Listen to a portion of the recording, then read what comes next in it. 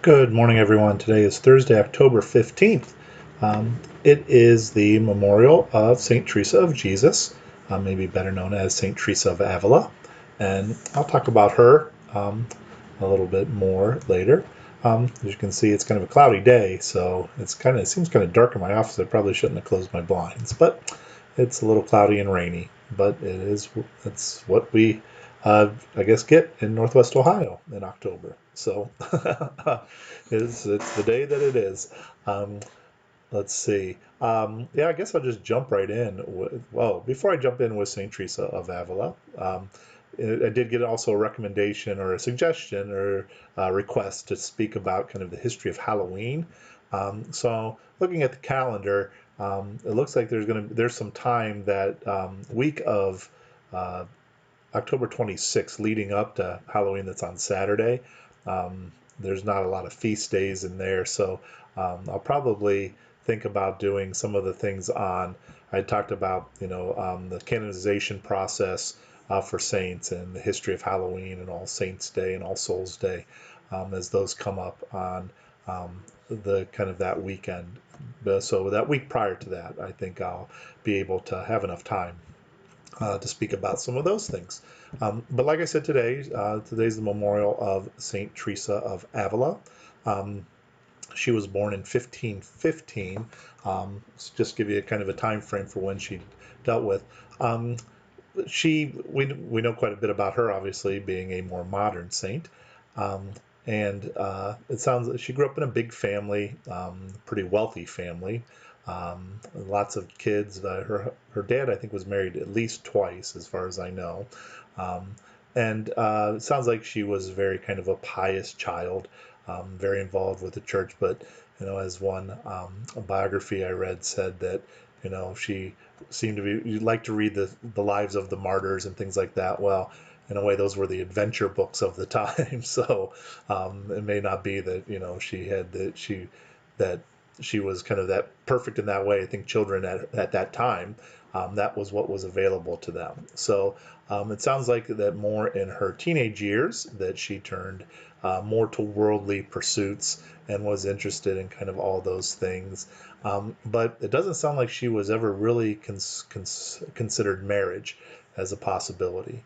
Um, they say that her father, I think at that when she was about 13, I think her father had been widowed, I think, for the second time. So he sent her away to this convent that worked as more as a finishing school. So it wasn't just that she was entering into religious life or anything like that, but this was an opportunity for wealthy families, their children, to go kind of as this finishing school. And so it said that, at that time for her and where she was and what time she lived in, really her two options were going to be either marriage or religious life.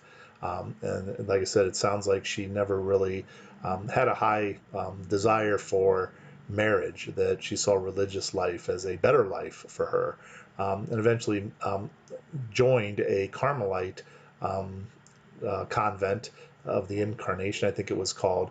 And the description of it is kind of interesting because it sounds like it was, they were, as it's described, first of all, it was a large community. I think there was close to 180 sisters, and there was still kind of social status carried on in there. So some of the sisters, I guess, if they came from wealthy families, could even have a servant. Life was pretty easy. They, accepted visitors from the outside all the time. The sisters were pretty much free to come to leave if they wanted to for a while. And Teresa didn't necessarily have a whole problem with this. She kind of entered into that, but it was at one time she got very ill, into the fact that I think they even thought at one time she had died. But this serious illness was where she had maybe what's described as kind of a second conversion experience, where she started to question if that was the way religious life should be led. And so I think she went back and started looking at kind of the founding ideas of the Carmelite order, and she felt that the convent she was living in, that didn't seem to be exactly what they were living. Um, so uh, I think she did return there though, and while she was convalescing too, she gets her first experience kind of with contemplative or meditative prayer.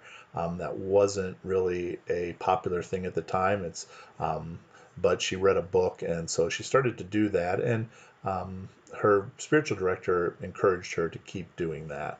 Um, and she did end up going back, like I said, into uh, um, going back to the convent, um, and she wasn't really ready to break away. But then she really does start to recognize that there does need to be reform, and this is kind of a pattern that's going on in Spain at that time. There were a lot of reformers.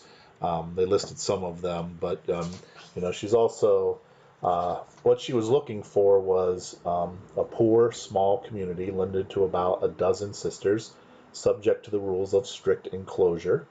Um, she was also influenced by a general desire for reform that was active in Spain for several decades. Um, Peter of Alcantara, Ignatius of Loyola, Francis Borgia, John of Avila, and John of the Cross, who will appear again later, they were all trying to bring about kind of reform. They noticed that religious life had not become um, or wasn't, in a way, kind of fulfilling what it had been founded to do in many cases, a lot of these orders.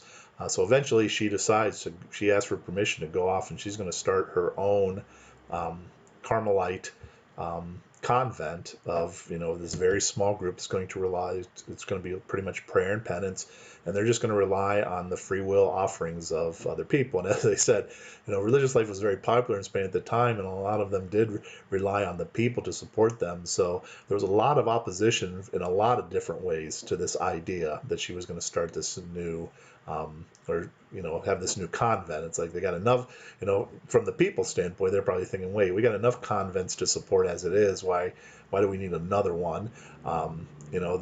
The sisters of her convent, even though they weren't required to follow her or anything, probably saw her as a threat to their way of life, their kind of easy way of life. And she's talking about a very austere and poor way of life, and a big change, from 180 sisters to just about a dozen.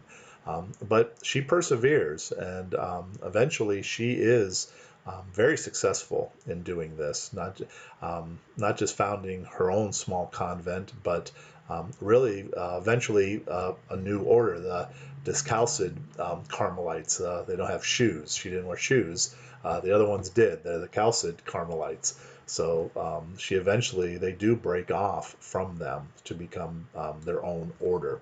And John of the Cross is trying to do the same with the friars at that point, so they kind of work together.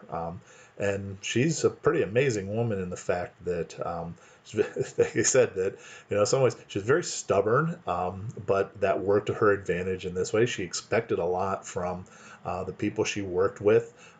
And she would kind of chide them, or kind of use humor or whatever it took to help to get them to do what she needed them to do.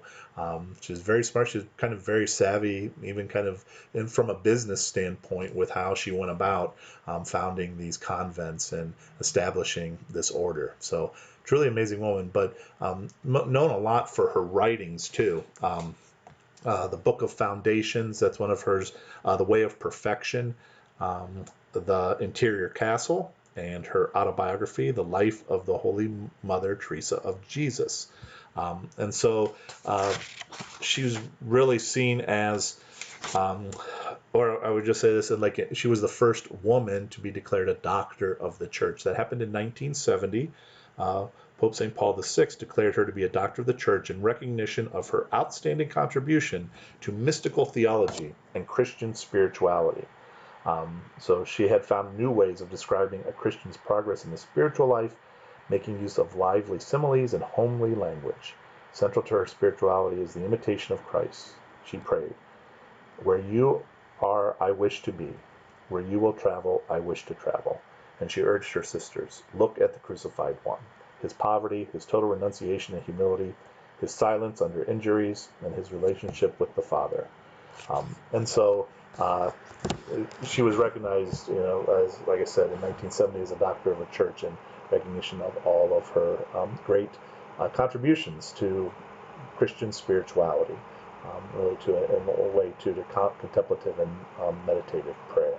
Um, so even though it wasn't easy for her, she still had, she is a great saint, and we know quite a bit about her.